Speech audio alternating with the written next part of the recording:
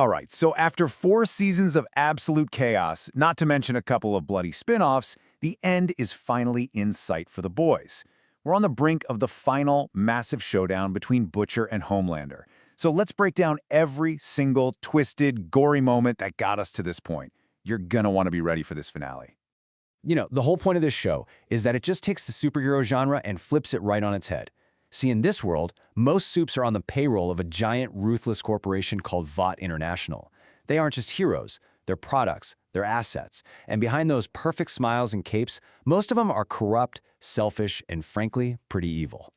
Yeah, that's the question, isn't it? It is a long, messy, and incredibly bloody story. What starts as a personal tragedy spirals into this all-out war for the very soul of the country. So how did we get from a guy working in an electronics store to the entire world teetering on the edge of a super takeover? Okay, so let's dial it back to the beginning.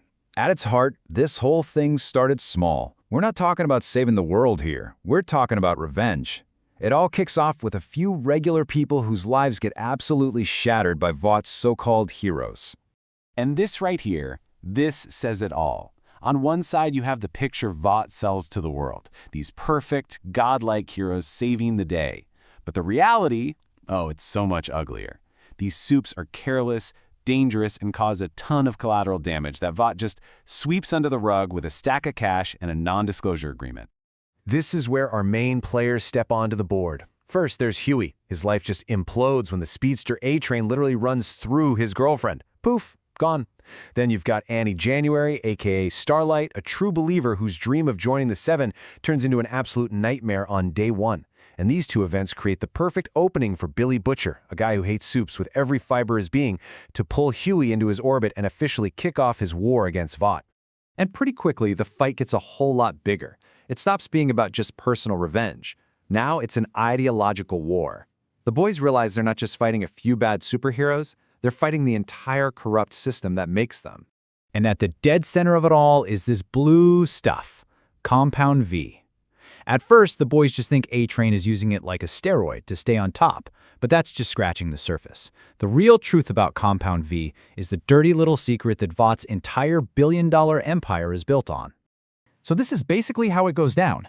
The boys uncover the single biggest lie in modern history. Supes aren't born with powers. Vought has been injecting babies with this stuff for decades. So Starlight, who's now their mole inside the Seven, risks everything to leak this to the press. And what does Vought do? It's amazing. They don't even deny it. They just spin it, rebrand it, and somehow they come out looking even better. It just goes to show you how tight their grip is on the media. Just when you think things couldn't possibly get any worse, in walks Stormfront. She is the perfect 21st century supe. She's hilarious, a genius with social media, and she knows exactly how to manipulate people online. She gets popular fast, like more popular than Homelander. But the twist? Oh, it's a doozy. She's actually from the 1940s, and she's a literal honest-to-God Nazi, the very first supe. And this is the gut punch that brings the whole war right back to being personal for Butcher. His entire crusade, his all-consuming hatred, it was all built on the belief that Homelander killed his wife, Becca. But the truth is so much more messed up. She's alive, and for years she's been hidden away by Vought, raising Homelander's son, Ryan. And that brings us to the next phase. With Homelander getting more and more unhinged, more powerful, the game totally changes. It's not about exposing secrets anymore. Now, it's a straight-up arms race. The boys are on the hunt for a weapon, something, anything that can actually kill the unkillable. I mean, really think about it. How do you stop a guy like Homelander? He's a god. He can fly, he's super strong, he's got laser eyes, and he's a complete psychopath with zero weaknesses. The boys? Well, they're just guys. They need something bigger, a much, much bigger gun. Or maybe a bigger supe. And the answer they find is a ghost from Vought's past, Soldier Boy. He was the Homelander of his generation, America's first big hero, who supposedly died heroically back in the 80s. Well, turns out, he wasn't dead. He's been locked up in a Russian lab this whole time, and whatever they did to him gave him a terrifying new power. He can blast the Compound V right out of a supe system. He's the one weapon on Earth that might actually be able to kill Homelander for good. Of course, to even stand a chance of working with Soldier Boy, Butcher and Hughie have to level the playing field. So they make a deal with the devil. They start taking Temp V, a sketchy, unstable version of Compound V that gives them powers for 24 hours.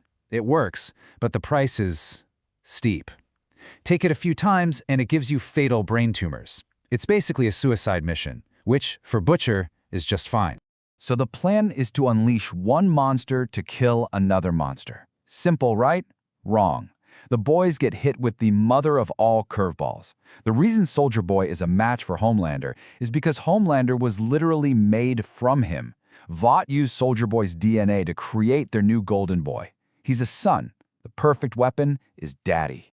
Now the whole conflict just explodes. We're moving beyond Vought and into the White House itself.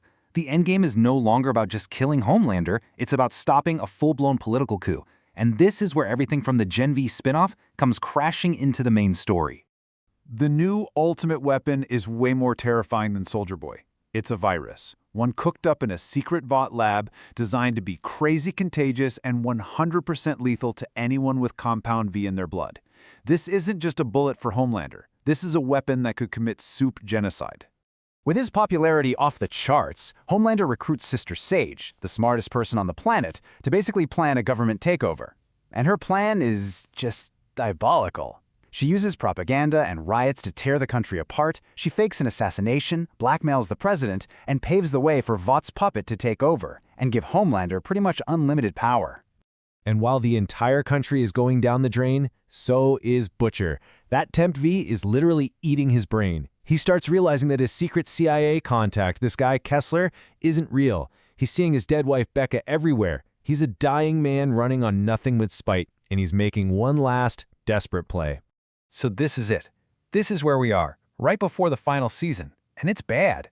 Homelander has basically won. He controls the government, the boys are all locked up, Starlight is on the run. And a dying, hallucinating Billy Butcher has just gone completely rogue, driving off into the sunset with the only sample of the Supe-killing virus. I mean, the final season is set up to be an absolute bloodbath. You have Butcher, who now has the power to wipe out every Supe on Earth to get his revenge, and you have Homelander, who finally has absolute power. So the question isn't just about who's going to win, it's about what's going to be left of the world when they're finally done with each other.